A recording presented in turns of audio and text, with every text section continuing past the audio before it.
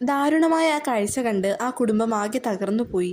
തങ്ങൾ അമ്പലത്തിലേക്ക് പോകുമ്പോൾ ലക്ഷ്യ തൻ്റെ സ്റ്റഡി റൂമിലിരുന്ന് പഠിക്കുന്ന കാഴ്ച കണ്ടുകൊണ്ടാണ് അവർ പോയത്. മുത്തശ്ശിയാകട്ടെ വ്രതം മുറിച്ചു വരുന്ന തങ്ങൾക്ക് തരുവാനായി ആഹാരമുണ്ടാക്കുന്ന തിരക്കിലായിരുന്നു. തൻ്റെ മകളുടെ ചേതനയറ്റ ശരീരം കണ്ട് ഗോവിന്ദമേനോൻ ബോധരഹിതനായി. പിന്നെ അവിടെ നടന്ന രംഗങ്ങൾ കണ്ടു നിൽക്കുന്ന ഏവരുടെയും കണ്ണു നനയിക്കുന്നതായിരുന്നു. മുത്തശ്ശിയുടെ തൊട്ടരികിൽ തന്നെ കൊച്ചുമകളെയും ദഹിപ്പിച്ചു. പോസ്റ്റ്മോർട്ടത്തിൽ ഇതൊരു കൊലപാതകമാണെന്ന് തെളിഞ്ഞെങ്കിലും അന്വേഷണത്തിൽ പോലീസുകാർക്ക് യാതൊന്നും തന്നെ തെളിവായി കിട്ടിയില്ല. ഗോവിന്ദമേനോൻ തൻ്റെ പിടിപാടുകൾ കൊണ്ട് പരമാവധി ശ്രമിച്ചെങ്കിലും അന്വേഷണത്തിൽ അതൊന്നും തന്നെ ബലം കണ്ടില്ല. അന്വേഷണത്തിൻ്റെ ആദ്യഘട്ടത്തിൽ അവിടുത്തെ ഡ്രൈവറായ പ്രസാദിലേക്ക് സംശയത്തിൻ്റെ നിഴലുകൾ ചൂണ്ടിയെങ്കിലും അയാളെ പ്രതി എന്ന് മുദ്രകുത്താൻ പറ്റിയ യാതൊരു തെളിവുകളും പോലീസുകാർക്ക് കിട്ടിയില്ല.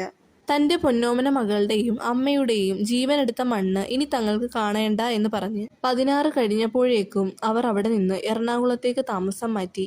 പിന്നീട് 1 വർഷം കഴിഞ്ഞപ്പോൾ അവർ ആ വീടും പുരയിടവും ഒരു റിയൽ എസ്റ്റേറ്റ് ഗ്രൂപ്പിന് കൈമാറി. റിയൽ എസ്റ്റേറ്റ് ഗ്രൂപ്പ് ആ വീട് പിന്നീട് പലർക്കും കൈമാറിയെങ്കിലും ഒടുവിൽ ആ വീട് ചെന്നെത്തിയത് CI ദീപകിൻ്റെയും ഭാര്യ നന്ദനയുടെയും കൈകളിലേക്കാണ്.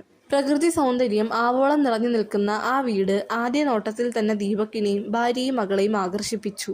അങ്ങനെ വീടിൻ്റെ ഹൗസ് വാമിംഗ് ഒക്കെ കഴിഞ്ഞ് ആളുകളെല്ലാം പിരിഞ്ഞു പോയതിനു ശേഷം ദീപക്കും ഭാര്യയും മകളും ഉറങ്ങുവാനായി മുറിയിലേക്ക് കയറി. റൂമിലെത്തിയ ദീപക് തൊട്ടപ്പുറത്ത് വയലായതിനാൽ അവിടുത്തെ കാറ്റ് റൂമിലേക്ക് കയറുവാൻ വേണ്ടി അവിടുത്തെ ജനലുകളെല്ലാം തുറന്നിട്ടു.